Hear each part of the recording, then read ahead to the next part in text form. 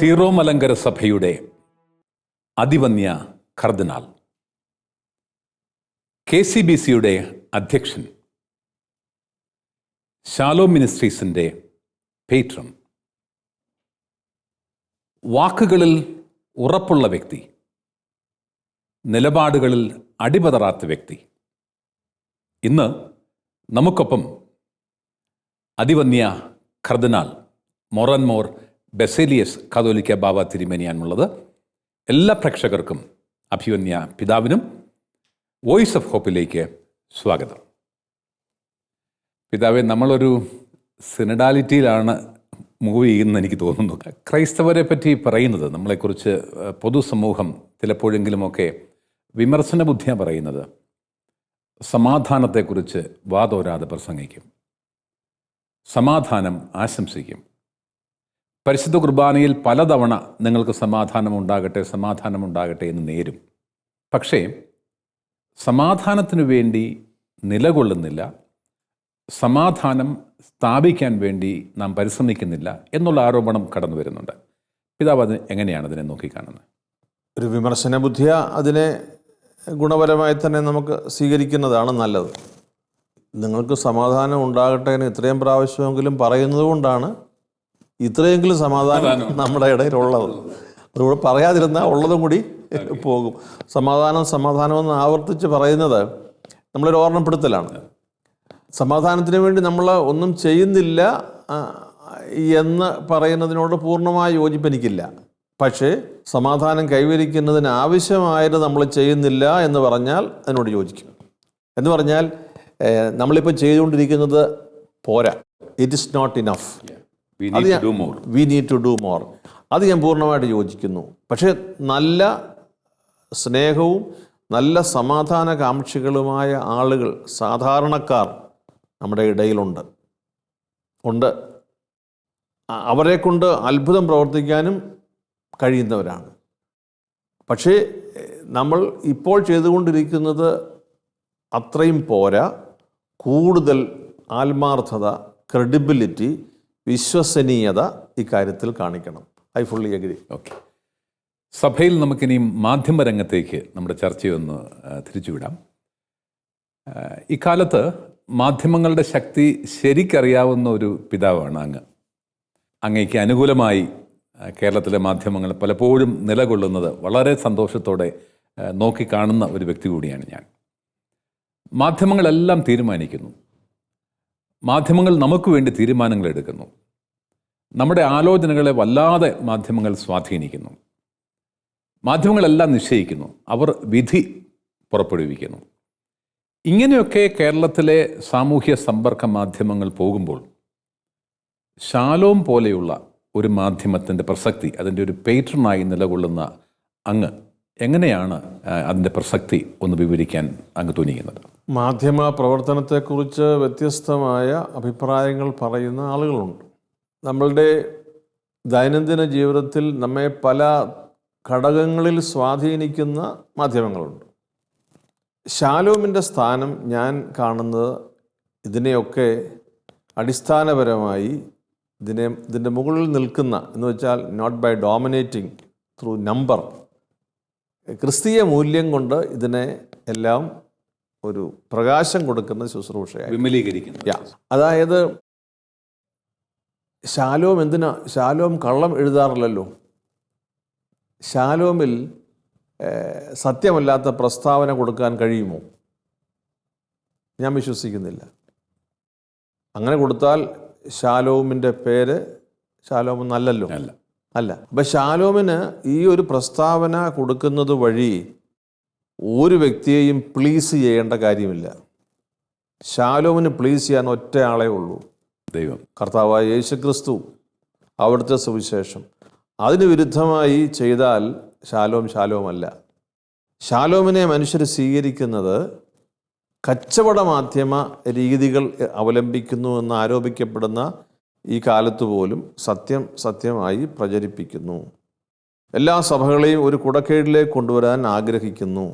എല്ലാ സഭകൾക്കും ഒരു സ്പേസ് നമ്മളുടെ അച്ചടിശാലയിലുണ്ട്. എല്ലാ കുടുംബങ്ങളെയും സ്വാധീനിക്കാനുള്ള മാധ്യമ കുറിപ്പുകൾ തയ്യാറാക്കുന്ന അച്ചടിശാലയാണ്. പുതിയ തലമുറയിലെ യുവാക്കളെയും യുവതികളെയും സുവിശേഷം സ്വാധീനിക്കാൻ സഹായിക്കുന്നത് പോലെയുള്ള കുറിപ്പുകൾ തയ്യാറാക്കുന്നു. ശാലോമിനെ മാറ്റിവെക്കാനാവില്ല. അപ്പോൾ വീട്ടിൽ ശാലോമിൻ്റെ ഒരു കുറിപ്പ് അനിവാര്യമാണ്. അത് പത്രമാകാം, അതിൻ്റെ മാസികയാകാം, ഒരുപാട് കാര്യങ്ങളുണ്ട്. ഇതെല്ലാം ശാലോമിൻ്റെ മീഡിയ പ്രവർത്തനങ്ങൾ. നമ്മുടെ സാധാരണ മീഡിയ പ്രവർത്തനത്തിൽ അടച്ചാക്ഷേപിക്കാനൊന്നും ഞാൻ ആളല്ല, അത് ശരിയുമല്ല. പക്ഷേ ഈ പറയുന്ന ഒരു പണത്തിൻ്റെ ഒരു സ്വാധീനം കയറി വരുന്നുണ്ട് എന്നത് വ്യാപകമായ ഒരു ആരോപണമാണ്. ഇത് ഒരു സ്ഥാപനത്തെയോ ഒരു വ്യക്തിയെക്കുറിച്ചല്ല ഞാൻ പറയുക. പൊതുവിൽ money and influence can change, truth may be replaced. സത്യം ചിലപ്പോൾ അത് മറ്റേതെങ്കിലും കാരണത്തിൻ്റെ പേരിൽ അത് തമസ്കരിക്കപ്പെടാം, അല്ലെങ്കിൽ വേറെ കാര്യങ്ങൾ കൊണ്ട് അത് അഡ്ജസ്റ്റ് ചെയ്യപ്പെടാം. അപ്പോൾ അത് ശരിയാണോ? ഇവിടെയാണ് ശാലോം പോലെയുള്ള ശുശ്രൂഷയുടെ മഹത്വം.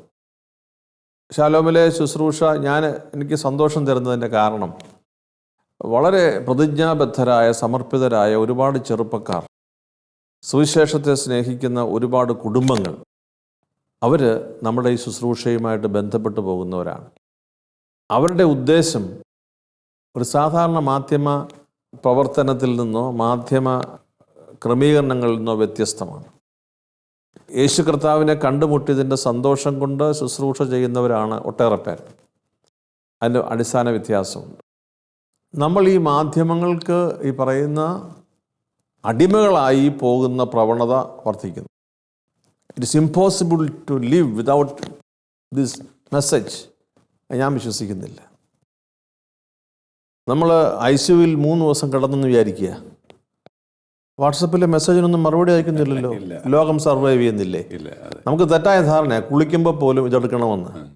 ഞാൻ വിളിച്ചായിരുന്നു, എടുത്തില്ലല്ലോ. അയ്യോ, കുളിക്കാൻ പോലും അനുവാദമില്ലേ? ഇതെന്തോ എല്ലാ മിനിറ്റിലും കെട്ടിത്തൂക്കിയിട്ട് സംസാരിക്കേണ്ട കാര്യമാണെന്ന് തെറ്റിദ്ധരിച്ചിട്ടുണ്ട്. ചില രാജ്യങ്ങളിൽ അവരെ 9 മണി കഴിഞ്ഞ് ഫോൺ വിളിക്കാറില്ല. പറയുന്നത് it's time for rest, personal time. അസാധാരണ കാരണം ഉണ്ടെങ്കിലേ വിളിക്കൂ. നമുക്ക് അങ്ങനൊന്നും ഇല്ലല്ലോ. വെളുപ്പിനെ 3:30 വിളിച്ചിട്ട് ഉറങ്ങുവാണോ എന്നല്ല ചോദിക്കുന്നത്. പശുവിനെ കറക്കാൻ പോയിരിക്കുന്ന സമയമല്ലല്ലോ അത്, ഉറങ്ങുന്ന സമയമല്ലേ. അപ്പോൾ ഞാൻ പറഞ്ഞതിൻ്റെ കാര്യം, ഇതിനൊരു വിലയുണ്ട്. യഥാർത്ഥത്തിൽ നമ്മളെ അന്ധരാക്കിയിരിക്കുന്ന ഒരു മേഖല കൂടിയാണ് ഇത്. ഏത് അതിവിശുദ്ധമായ നിമിഷവുമാകട്ടെ, you will see somebody watching the WhatsApp. കുർബാന ഉൾപ്പെടെയുള്ള കാര്യത്തെക്കുറിച്ചാണ് ഞാൻ പറയുന്നത്. കുർബാന, പട്ടംകുട, മെത്രാഭിഷേകം, കൺസിസ്റ്ററി, ഇങ്ങനെ ഇതിൻ്റെ മാക്സിമം ലെവലിലേക്ക് പോകുമ്പോൾ you will see at least somebody handling this WhatsApp. വാട്സപ്പിൽ നോക്കിയിട്ട് ഈ സ്ഥാനാർത്ഥിക്ക് വേണ്ടി പ്രാർത്ഥിക്കാനല്ല. അപ്പോൾ ഇദ്ദേഹത്തെ വിളിച്ചേക്കുന്നത് ഈ വ്യക്തിയുടെ പട്ടംകുട ശുശ്രൂഷ സംബന്ധിക്കാനാണ്, അല്ലേ? ഒരു 10 മിനിറ്റ് ഇതൊന്നും ഓഫ് ചെയ്തിട്ടിരിക്കാൻ പറ്റത്തില്ല. പരിശുദ്ധ പിതാവ് പറയുന്ന കാര്യമുണ്ട്, ഹോളി വീക്കിൽ സ്വിച്ച് ഇറ്റ് ഓഫ്. നിങ്ങൾ ഇറച്ചിയും മീനും കഴിക്കുന്നതിനെ കുറിച്ചാണല്ലോ ആബ്സിനൻസ് എന്ന് പറയുന്നത്. പരിശുദ്ധ പിതാവ് പറഞ്ഞത് ഈ ഗാഡ്ജറ്റ്സ് ഒരാഴ്ചത്തേക്കൊന്ന് ഓഫ് ചെയ്ത് വെക്കുന്നത് സംഭവിക്കുക. നമ്മൾ ബ്ലൈൻഡായി പോകുന്നുണ്ട് എന്നതിൽ ഒരു സംശയമില്ല. ഇതില്ലാതെ ജീവിക്കാൻ നിവൃത്തിയില്ലാത്ത ഒരവസ്ഥ അതിലേക്ക് വരുന്നു. റെസ്പോൺസിബിൾ യൂസ് ഓഫ് മീഡിയ എന്ന് ഞാൻ പറയും. അതാണ് സുവിശേഷാത്മകമായ സമീപനം. കുട്ടികളെയും ഈ രീതിയിൽ പഠിപ്പിക്കണം. Responsible use. നമ്മളിപ്പോൾ കുടുംബങ്ങളിൽ കാണുന്നത് പിള്ളേരെ കൈകാര്യം ചെയ്യാൻ കൊടുക്കുന്ന ഉപകരണങ്ങളിലൊന്നാണ് ഫോൺ. കളിക്കാൻ, കാരണം ശല്യം മാറിക്കിട്ടും. പക്ഷേ ദേ became blind, addicts and blind followers. അപ്പോൾ മീഡിയ ഗൗരവമായി നമ്മൾ കൈകാര്യം ചെയ്യണം. സത്യസന്ധമായിരിക്കണം. അറിയാവുന്ന കാര്യം പറഞ്ഞാൽ മതി. നമുക്ക് സംശയമുള്ള ഒരുപാട് കാര്യങ്ങൾ കാണും. അതെല്ലാം കൂടി നമ്മൾ അറിയാവുന്നവരെ പോലെ കൈകാര്യം ചെയ്യരുത്. ബോധ്യവും അടിസ്ഥാനപരമായി ഉറപ്പുമുള്ള വിഷയങ്ങൾ മുമ്പോട്ട് വയ്ക്കുക. ആളുകൾ മനസ്സിലാക്കട്ടെ. പിതാവേ, 2000 ആണ്ടിൽ മൂന്നാം സഹസ്രാബ്ദത്തിലേക്ക് ലോകം കടക്കുന്ന സമയത്ത് ഞാൻ എൻ്റെ ഓർമ്മയിൽ നിന്ന് ചികഞ്ഞെടുക്കുകയാണ്. ടൈം മാഗസിൻ ഒരു ആഗോള സർവേ നടത്തി. അവർ ചോദിച്ചത് മൂന്നാം സഹസ്രാബ്ദത്തിലെ പ്രശ്നങ്ങൾ എന്തൊക്കെയായിരിക്കും, ലോകം അഭിമുഖീകരിക്കുന്ന പ്രശ്നങ്ങൾ എന്തൊക്കെയായിരിക്കും. ലോകത്തിൻ്റെ എല്ലാ കോണുകളിൽ നിന്നും അവർക്ക് ഉത്തരങ്ങൾ ലഭിച്ചു. അത് ക്രോഡീകരിച്ച് ഞാൻ ഓർമ്മയിൽ നിന്ന് എൻ്റെ തെളിഞ്ഞു വരുന്നത് മാത്രം പറയാം. 5 കാര്യങ്ങൾ അവർ കണ്ടെത്തിയെന്നാണ് പറയുന്നത്. ഒന്നാമത്തത് യുദ്ധം, 2 മരുന്നില്ലാത്ത രോഗങ്ങൾ, മൂന്നാമത്തത് പരിസ്ഥിതി പ്രശ്നങ്ങൾ. അതും കറക്റ്റായിട്ട് വന്നു. ഒരെണ്ണം എനിക്ക് മിസ് ചെയ്യുന്നു. 5-മത്തെ കാര്യം പ്രതീക്ഷയും പ്രത്യാശയും നഷ്ടപ്പെടുന്ന ജനസമൂഹം. 2000-ൽ മൂന്നാം സഹസ്രാബ്ദത്തിൽ സംഭവിക്കുന്ന കാര്യങ്ങളെപ്പറ്റി ആഗോള സർവേയുടെ ഫലമായി കിട്ടിയ ഒരു ഉത്തരങ്ങളാണ്. ഈ 5-മത്തെ ഉത്തരത്തിൻ്റെ ആശയം മനസ്സിൽ വെച്ചുകൊണ്ട് മാർപ്പാപ്പ പ്രഖ്യാപിച്ചിരിക്കുന്ന പ്രത്യാശയുടെ തീർത്ഥാടകർ, ജൂബിലി വർഷത്തിൽ നമ്മളെല്ലാവരും പ്രത്യാശയുടെ തീർത്ഥാടകരായിരിക്കണം. ഈ പ്രത്യാശ ജനങ്ങളിലേക്ക് എത്തിക്കുവാൻ ഒരു മേജർ ആർച്ച് ബിഷപ്പ് എന്നുള്ള നിലയിൽ, അല്ലെങ്കിൽ മലങ്കര സഭയുടെ പരമാധ്യക്ഷൻ എന്നുള്ള നിലയിൽ അങ്ങേക്ക് എന്ത് ചെയ്യുവാൻ സാധിക്കും? എന്താണ് അങ്ങ് ഉദ്ദേശിക്കുന്നത്?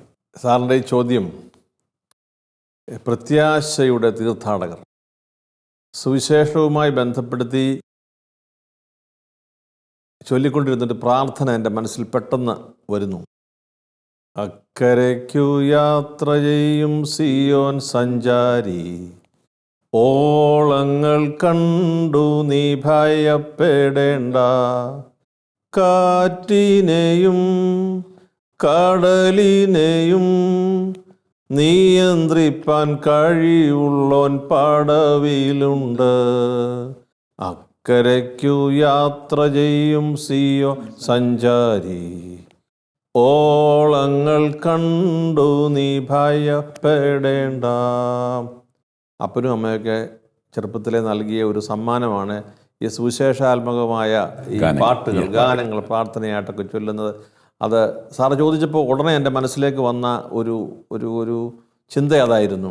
ഓളങ്ങൾ കണ്ട് നീ ഭയപ്പെടേണ്ട, നീ അക്കരയ്ക്ക് ഈ ലോകത്തിൽ നിന്ന് സ്വർഗരാജ്യത്തേക്കുള്ള യാത്രയിലാണ്. നീ ഒന്ന് ഓർത്തിരിക്കുക, ഈ കാറ്റിനെയും കടലിനെയും നിയന്ത്രിക്കാൻ കഴിവുള്ളവൻ നിന്നോടൊപ്പം ഈ പടവിൽ യാത്ര ചെയ്യുന്നുണ്ട്. പ്രത്യാശയുടെ തീർത്ഥാടകർ, പ്രത്യാശ കെട്ടുപോയിരിക്കുന്ന ഒരു ജനം. 100% സാക്ഷരതയുള്ള നമ്മുടെ കേരളം ചെറിയ പ്രശ്നം വരുമ്പോൾ ഏറ്റവും വേഗത്തിൽ ജീവിതം അവസാനിപ്പിക്കുന്ന ശതമാന കണക്കെടുത്താലും നമ്മുടെ അവസാനം. മറ്റ് സംസ്ഥാനങ്ങളൊക്കെ നമ്മൾ കഴിഞ്ഞിട്ടേ ഉള്ളൂ. അപ്പോൾ എഴുത്തും വായനയും സാക്ഷരതയും എന്ന് പറയുന്ന അക്കാര്യത്തിൽ 100% ഒന്നാം സ്ഥാനം. ഒരു വിഷയം വന്നാൽ തളർന്ന് തരിപ്പണമായി പോകുന്ന ആളുകളുടെ കൂട്ടമെടുത്താലും ഒന്നാം സ്ഥാനം. ആത്മഹത്യ ചെയ്യുന്നു. പരീക്ഷയ്ക്ക് തോറ്റുപോയി എന്ന് പറഞ്ഞ് കൊച്ച് പള്ളിയിൽ നിന്ന് നേരത്തെ പോയി മുറിക്കകത്ത് കയറി കഥ കടച്ച് അവിടെ വെച്ചിരുന്ന പരാമർ എടുത്ത് കുടിച്ചു. പരീക്ഷയ്ക്ക് തോറ്റുപോയി എന്ന് ആര് പറഞ്ഞു? കൂട്ടുകാരത്തി പറഞ്ഞു. നിൻ്റെ നമ്പർ അവിടെ കണ്ടില്ല. അന്വേഷിച്ച് ഇതെല്ലാം കഴിഞ്ഞപ്പോൾ ജയിച്ചെന്ന് തോന്നുന്നു. 5 മിനിറ്റ് കാത്തിരിക്കാനുള്ള സാവകാശമില്ല. പ്രത്യാശ കെട്ടുപോയി. ഇത് മരണത്തെക്കുറിച്ച് മാത്രമല്ല, നിന്റെ വിശ്വാസത്തെ ആരെങ്കിലും ചലഞ്ച് ചെയ്താൽ ഹൗ ഡു യു റെസ്പോണ്ട്? ഞാനത് പ്രാർത്ഥിച്ച് പഠിച്ചിട്ട് പറയാം എന്ന് പറയാനുള്ള വിവേകം പോലും കാട്ടാതെ നമ്മൾ അങ്ങോട്ട് മാമോദിസായുടെ വെള്ളത്തൊട്ടിയിലേക്ക് വീണ്ടും വേറെ പുതിയ മാമോദിസ അങ്ങ് കുളത്തിലേക്ക് ചാടുകയാണ്. ഇനി ഇതാണല്ലോ നിങ്ങളുടെ ദൈവവിശ്വാസം പഠിപ്പിക്കുന്നത്, നീ ഇത്രയും വർഷമായിട്ട് നിനക്ക് എന്തറിയാം? അപ്പോൾ നമ്മുടെ ഈ മകനോ മകളോ പറയുന്നത് ശരിയാ, എനിക്ക് ഒന്നും അറിയത്തില്ല. വളരെ വ്യക്തമായി പഠിപ്പിച്ച ഒരാൾ എന്നോട് സംസാരിച്ചു, ഐ ജോയിൻ ഹിം. മരിക്കുന്നതിനെക്കുറിച്ച് മാത്രമല്ല പ്രത്യാശ, അതായത് നീ ആരാണെന്ന് തിരിച്ചറിയാൻ പോലും സാധിക്കാത്ത ഒരു ജനറൽ നോളജ് നിനക്കുള്ളൂ. ഇത് കിട്ടുകഥയൊന്നും അല്ലല്ലോ നീ ദൈവത്തിൻ്റെ ഒരു പൈതലാണെന്ന് പറയുന്നത്. നിൻ്റെ അമ്മയുടെ ഉദരത്തിൽ നീ രൂപം കൊള്ളുന്നതിന് മുൻപ് നിന്നെ അറിയുന്ന ഒരു ദൈവം ഉണ്ടെന്ന് പറയുന്നത് കടങ്കഥയാണ്. ലോകത്തിൽ നീ കേട്ടിട്ടുണ്ടോ ദൈവം നിനക്ക് വേണ്ടി മനുഷ്യരൂപത്തിൽ വന്ന് അടിയേറ്റ് മരിച്ചു എന്ന്, അവനെ കൂകി വിളിച്ചു എന്ന്? നീ ദൈവമാണെന്നല്ലേ പറഞ്ഞത്, രാജാവാണെന്നല്ലേ പറഞ്ഞത്? രാജാവാണെങ്കിൽ നീ ഇറങ്ങി വാ. മരിക്കാൻ ഉള്ള അവസാന നിമിഷവും അവനെ പരിഹസിക്കുക. പ്രത്യാശ കെട്ടുപോകുന്ന ചില കാര്യങ്ങളാണ്. അവൻ്റെ അമ്മയും സഹോദരിമാരും അവൻ്റെ തൊട്ടടുത്തവരും ഒഴികെ ബാക്കി എല്ലാ വീരന്മാരും ഒളിമ്പിക്സിൽ പങ്കെടുക്കാൻ പോകുന്ന വേഗതയിൽ പോയി. ആരും അവശേഷിച്ചില്ല. ബോഡി സൂക്ഷിക്കാൻ നിർത്തിയിരുന്ന ആ ശതാധിപൻ പറഞ്ഞു, ഇതെല്ലാം കണ്ടിട്ട് സത്യമായും ഇവൻ നീതിമാനാണ്, ദൈവപുത്രനാണ്. പ്രത്യാശ കെട്ടുപോകുന്ന നിമിഷങ്ങൾ ജീവിതത്തിൽ ഏറി വരികയാണ്. അപ്പം നമ്മുടെ യുവജനങ്ങളും ഒക്കെ തെറ്റിദ്ധരിച്ചിട്ടുള്ള ഒരു മേഖലയുണ്ട്. അതങ്ങനെ തന്നെ പറയാൻ ഞാൻ ആഗ്രഹിക്കുന്നു. പള്ളിയിൽ പോകുന്നത് എന്തിനാ? പ്രാർത്ഥിക്കുന്നത് എന്തിനാ? ദൈവം നമ്മുടെ ഉള്ളിലല്ലേ വസിക്കുന്നത്? ഇവിടെ ഈ ഭാഗത്ത് ദൈവം എവിടെ വസിക്കുന്നെന്നാ? ഈ തോണ്ടിയതോ ചൊറിഞ്ഞതോ ഒഴിയെ എവിടെ വസിക്കുന്നെന്നാ? ദൈവത്തെ എവിടെ കണ്ടെന്നാ? ഇതിന് സഹായകരമായ പ്രാർത്ഥന വീട്ടിൽ നടത്തുന്നത് പുച്ഛമായി കാണുന്ന ഒരു സംവിധാനം. അപ്പൻ വേദപുസ്തകം വായിക്കുന്നത്, അമ്മ പ്രാർത്ഥിക്കുന്നത് പുച്ഛമായി കാണുന്ന കുടുംബത്തിലെ പുതിയ തലമുറ എന്ന് വിചാരിക്കുക. എവിടുന്നാ പ്രത്യാശ? ഈ അപ്പൻ വേദപുസ്തകം വായിക്കാൻ റീസണുണ്ട്, ജീവിക്കുന്ന ദൈവമാണ് എന്ന്. ഇനി മാതാപിതാക്കൾ ചെയ്യുന്നത് മക്കളെ സ്വാധീനിക്കുമോ? ഞാനൊരു അനുഭവം പറയാം. ഞാൻ ഉച്ചയ്ക്ക് ഒരു ദിവസം ഒരു നല്ല തിരക്ക് പിടിച്ച ഷെഡ്യൂൾ. എനിക്ക് ഉച്ചയ്ക്ക് മാറ്റിവെക്കാനാവാത്ത ഒരു ശവസംസ്കാരത്തിനും കൂടി പോയി സംബന്ധിക്കണം. സത്യത്തിൽ അന്ന് രാവിലെ മുതൽ ഒന്നും കഴിച്ചിട്ടില്ല, നല്ല വിശപ്പുമുണ്ട്. അപ്പോൾ നമ്മുടെ ഒരു വീട്ടിൽ ഞാൻ ചെന്ന് പറഞ്ഞു, അവിടെ ഭക്ഷണം കഴിക്കാം. ആ ഭക്ഷണം ഉണ്ടാക്കാൻ അവിടെ ആരുമില്ല ആ സമയത്ത്, അവരെല്ലാം ഈ മരണ വീട്ടിൽ. അപ്പം ഞാൻ അരുണിനോട് പറഞ്ഞു, നമുക്ക് പൊതിച്ചോറ് വാങ്ങിക്കാം, ആരും അറിയണ്ട. പൊതിച്ചോറ് വാങ്ങിച്ച് നമുക്ക് വീട്ടിൽ പോയിരുന്ന് കഴിക്കാം. ഞങ്ങൾ ഈ പ്രാർത്ഥന കഴിഞ്ഞ് നേരെ, ഇപ്പം എനിക്കിത് കഴിഞ്ഞ് അടുത്ത സ്ഥലത്തേക്ക് സമയബന്ധിതമായി തന്നെ പോകാനുണ്ട്. അപ്പോൾ ഈ വീട്ടിലെ ഈ പ്രാർത്ഥന കഴിഞ്ഞ് ഞങ്ങൾ ആ വീട്ടിൽ വന്നിരുന്ന് ഭക്ഷണം പെട്ടെന്ന് കഴിച്ചു, അതിവേഗത്തിൽ. പെസഹാപ്പം കഴിക്കുന്നതെന്ന് പറഞ്ഞ് കഴിച്ച് കൈ കഴുകി. അപ്പം വീട്ടിലെ 2 മക്കളവിടെ ഉണ്ട്. കൈ കഴുകി തുടച്ച് ഞാൻ പോട്ടെ പിന്നെ വരാമെന്ന് പറഞ്ഞു. ഞാൻ വീട്ടിലെ സ്റ്റെപ്പ് ഇറങ്ങി മുറ്റത്തോട്ട് ഇറങ്ങുമ്പം ഈ വീട്ടിലെ ഇളയ പയ്യൻ എൻ്റെ കയ്യെ വന്ന് തോണ്ടി. എന്താടാ ചോദിച്ചു. പറഞ്ഞു, പ്രാർത്ഥിച്ചില്ല. 2.5 വയസ്സേ ഉള്ളൂ, പ്രാർത്ഥിച്ചില്ല. സത്യത്തിൽ ഞാനങ്ങ് അയ്യടാന്നായിപ്പോയി. ഞാൻ പറഞ്ഞു, മോനെ ഇപ്പം സമയമില്ല, ഇപ്പം ഞാൻ ഓടിച്ചോറിനാൻ വന്നതല്ലേ, പൊതിച്ചോറിനാൻ വന്നതാ, ഞാൻ വരുമ്പോൾ ഇനിയും പ്രാർത്ഥിക്കാം. അവൻ്റെ മനസ്സിൽ എങ്ങനെയോ അവനൊരു ഉറപ്പ് വന്നു, പിതാവ് എല്ലാ പ്രാവശ്യം വരുമ്പോൾ പ്രാർത്ഥിക്കുന്നുണ്ട്, ഇപ്പം പ്രാർത്ഥിച്ചില്ല, എന്നെ ഓർമ്മപ്പെടുത്തിയതാണ്. പ്രത്യാശ കെട്ടുപോകുന്ന ഒരു ജനത്തിൻ്റെ ഇടയിൽ പ്രത്യാശ ഉറപ്പിക്കാൻ ഒരു ഫ്രാൻസിസ് മാർപ്പാപ്പായും ഒരു മദർ തെരേസായും കുടുംബങ്ങളിലെ അനേക മാതാപിതാക്കളും കുർബാനയുടെ മുമ്പിൽ ത്രോണോസ് കെട്ടിപ്പിടിച്ച് നിൽക്കുന്ന കുറേ അച്ഛന്മാരും പാവങ്ങളെ കരുതുന്ന കുറേ സന്യാസിനിമാരും എന്ത് സംഭവിച്ചാലും സഭയെയും കർത്താവിനെയും വിട്ടുപോകാതെ നിൽക്കുന്ന കുറച്ച് കുടുംബങ്ങളും ഇവരാ പ്രത്യാശ അടയാളമായിട്ട് ലോകത്തിൽ കൊടുക്കുന്നു. അതില്ലെങ്കിൽ പ്രത്യാശയില്ല. പരിശുദ്ധ പിതാവ് വളരെ പ്രാർത്ഥിച്ച് എനിക്ക് നല്ല ഉറപ്പുണ്ട്, പരിശുദ്ധാത്മാവ് തോന്നിച്ചതാണ് ഇങ്ങനെ തന്നെ പറയാൻ. അതായത് പ്രത്യാശയില്ലാത്ത ലോകത്ത് പ്രത്യാശ നമ്മൾ കൊടുക്കണം, ക്രിയേറ്റ് ചെയ്യുമല്ല. We just live what we have. അപ്പോൾ അത് ഈ പറയുന്ന ഒരു ജൂബിലിയുടെ ഒരു സന്ദേശമായിട്ട് പ്രത്യാശയിലേക്ക് എന്തുവാ എൻ്റെ ഈ പ്രത്യാശ? എൻ്റെ പ്രത്യാശ എൻ്റെ ജീവിതത്തിൽ എനിക്ക് എൻ്റെ ഈ പുരോഹിത ശുശ്രൂഷയിൽ എൻ്റെ ഒപ്പം എൻ്റെ ദൈവമുണ്ട്. ഞാൻ കുറവ് വരുത്തിയാലും കൃപ കൊണ്ടത് പരിഹരിച്ച് എന്നെ ബലപ്പെടുത്തുന്ന, സഭയുടെ ശുശ്രൂഷയ്ക്ക് കുറവ് വരാതെ നിൽക്കുന്ന ഒരു ദൈവമുണ്ട്. എനിക്ക് പ്രത്യാശയുണ്ട്. ഈ പ്രത്യാശ നമ്മളെ മുമ്പോട്ട് കൊണ്ടുപോകും, നിരാശരാക്കുന്നില്ല. അപ്പോൾ ഈ കുറവുകൾ, ബലഹീനത, വീഴ്ചകൾ എന്ന് പറയുന്നതിനപ്പുറത്ത് കൃപ കൊണ്ട് മനുഷ്യനെ പൊതിയുന്ന ഒരു ദൈവത്തിൻ്റെ ചിത്രം നമ്മൾ ബോധപൂർവം മാറ്റിവെച്ചിരിക്കുക. സാറിത് പറഞ്ഞുകൊണ്ട് ഞാൻ പറയുക, നമ്മൾ ശക്തമായി മുൻപോട്ട് വിശ്വാസപൂർവ്വം ബോധപൂർവം കൊണ്ടുവന്ന് കാണിക്കേണ്ടുന്ന ചിത്രം തെറ്റ് ചെയ്യുമ്പോൾ ചൂരൽ വടിയെടുത്ത് കയ്യിലടിക്കുന്ന അധ്യാപകൻ്റെ മുഖവും ആ അധ്യാപകൻ്റെ മുഖത്തിൻ്റെ പുറകിൽ ദൈവത്തിൻ്റെ രൂപവുമല്ല. ഓളങ്ങൾ കണ്ട് നീ ഭയപ്പെടേണ്ട, കാറ്റിനെയും കടലിനെയും നിയന്ത്രിക്കാൻ കഴിയുന്നവനാണ് നിന്നോടൊപ്പം യാത്ര ചെയ്യുന്നത്. ഈ ഒരു ചിത്രം കൊടുത്താൽ പ്രത്യാശയിൽ മുമ്പോട്ട് പോകാൻ നമുക്ക് വളരെ സാധിക്കും. ഒരു വൈദിക മേലധ്യക്ഷൻ എന്ന നിലയിൽ സന്തോഷത്തോടെ ഞാൻ പറയാം, ഞാൻ എൻ്റെ ശുശ്രൂഷയിൽ സംതൃപ്തനാണ്. കഴിഞ്ഞ ദിവസം ഒരാൾ ഇൻ്റർവ്യൂ ചോദിച്ചു, വൈദികനാണോ എന്നുള്ള ആഗ്രഹം കൊച്ചിലെ ഉണ്ടായിരുന്നു. ഞാൻ പറഞ്ഞു, അതേ ഉണ്ടായിരുന്നുള്ളൂ. നോ അതർ ഓപ്ഷൻ എന്ന് പറഞ്ഞാൽ മറ്റാരുടെ അല്ല, എൻ്റെ ഓപ്ഷനാണ് ഞാൻ പറഞ്ഞു. അപ്പോൾ ഇനി ഒരു ചാൻസ് കിട്ടിയാൽ എന്തോ ഞാൻ പറഞ്ഞു, ഇത് തന്നെ. കർദിനാളെന്നുള്ളതല്ല, വൈദിക ജീവിതത്തെക്കുറിച്ചാണ് ഞാൻ പറയുന്നത്. ഇത് നമുക്ക് തരുന്ന ഒരു പോസിറ്റീവായ കാര്യം എന്ന് പറയുന്നത് we know who we are. ഇത്രമാത്രം നമുക്ക് ദൈവ സംരക്ഷണം ലഭിക്കുന്നതെന്ന് ബോധ്യമുണ്ടെങ്കിൽ ഈ ദൈവത്തെ വിട്ട് എങ്ങോട്ട് പോകാനാ? അതുകൊണ്ടുള്ള മാർപ്പാപ്പ പറയുന്നത് പ്രത്യാശ ഒരിക്കലും നമ്മളെ നിരാശപ്പെടുത്തുന്നില്ലെന്ന് അദ്ദേഹം പറയുന്നതിൻ്റെ കാര്യം അതാണ്. ബ്ലാക്ക് മാജിക്കും സാത്താൻ സേവയും അങ്ങനെയുള്ള കാര്യങ്ങളെക്കുറിച്ച് വാതോരാതെ പറയുന്ന ആളുകളുണ്ട്. ദൈവസ്നേഹത്തിൻ്റെ ആഴത്തിൽ തല കുനിച്ചിട്ടിങ്ങനെ നിൽക്കുന്ന കർത്താവായ യേശു എന്ന് പറഞ്ഞാൽ ഒരാളെ കൂടെ ഇനി നോക്കാനുള്ള ഒരു തയ്യാറെടുപ്പില്ല. തല നേരെ നിൽക്കുന്നില്ല, ഒരാളെ കൂടെ സ്വീകരിക്കാനുള്ള തയ്യാറെടുപ്പില്ല.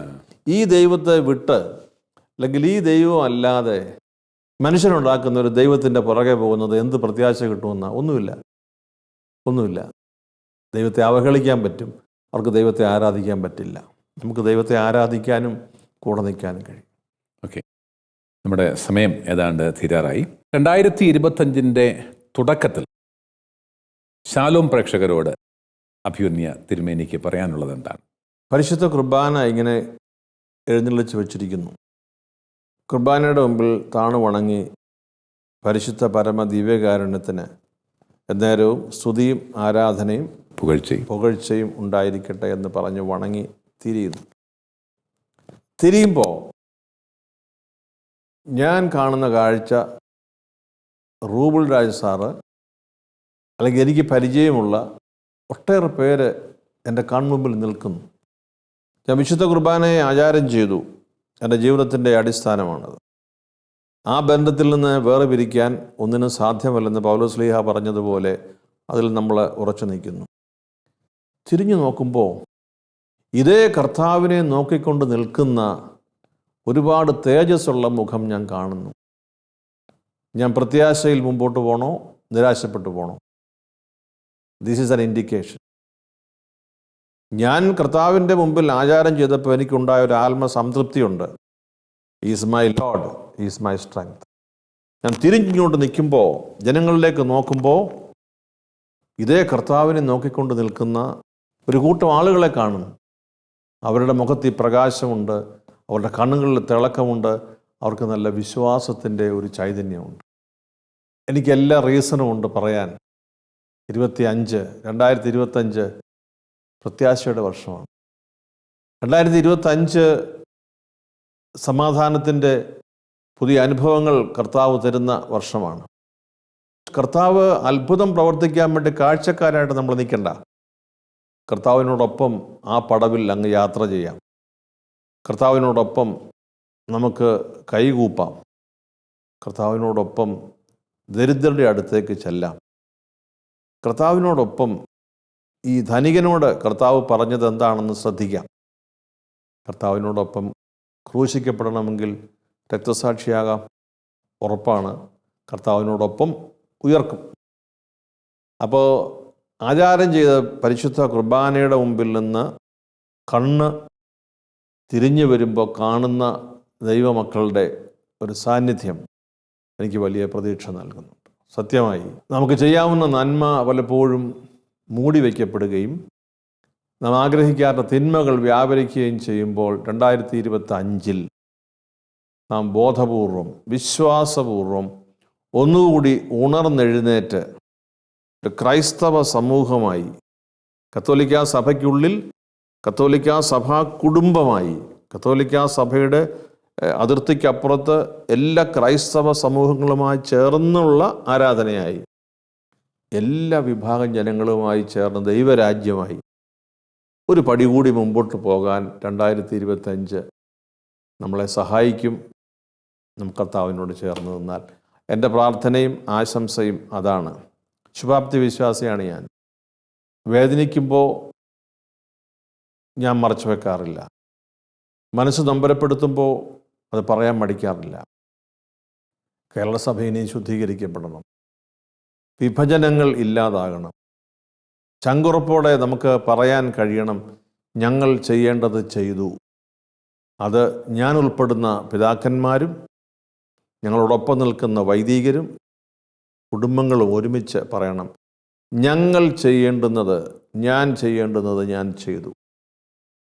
ഇത് പറയാൻ നമുക്ക് എറണാകുളം അങ്കമാലിയിലും മുനമ്പത്തും വിഴിഞ്ഞത്തും വയനാട്ടിലും മണിപ്പൂരിലും നമ്മുടെ എല്ലാ സ്ഥലങ്ങളിലും നമ്മളാരും അറിയാതെ സുവിശേഷ വേല ചെയ്യുന്ന ആയിരക്കണക്കിന് പ്രേക്ഷിതർ ഇന്ത്യയുടെ പല ഭാഗങ്ങളിലുണ്ട്. അവരുടെ കൂടെ നിന്നും നമ്മുടെ സഭയുടെ മക്കളായി ലോകത്തിൻ്റെ പല ഭാഗങ്ങളിൽ, പ്രത്യേകിച്ച് അവികസിത രാജ്യങ്ങളിൽ ശുശ്രൂഷ ചെയ്യുന്ന ദരിദ്ര രാജ്യമായ എത്യോപ്യ പോലെയുള്ള രാജ്യങ്ങളിൽ സുവിശേഷ വേല ചെയ്യുന്ന, അവരുടെ ആഹാരം മാത്രം കഴിക്കുന്ന അനേകം പ്രേക്ഷിതരുണ്ട്. അവരോട് ചേർന്ന് നമുക്ക് ഈ പടവിൽ കർത്താവിനോടൊപ്പം യാത്ര തുടരാം. നാം വിജയ തീരത്ത് എത്തുമ്പോൾ പ്രാതലൊരുക്കി കാത്തിരിക്കുന്ന കർത്താവിനെ നമുക്ക് അവിടെ വെച്ച് കാണാം. ഹല്ലേലൂയ. 2025 നാം ഒറ്റയ്ക്ക് നടക്കേണ്ടവരല്ല എന്നാണ് അഭിവന്യ തിരുമേനി പറഞ്ഞിരിക്കുന്നത്. ഇത്രയും സമയം അങ്ങയുടെ തിരക്കുകൾക്കിടയിൽ ശാലോമിന് വേണ്ടി മാറ്റിവെച്ചതിനുള്ള നന്ദി അറിയിക്കുകയാണ്.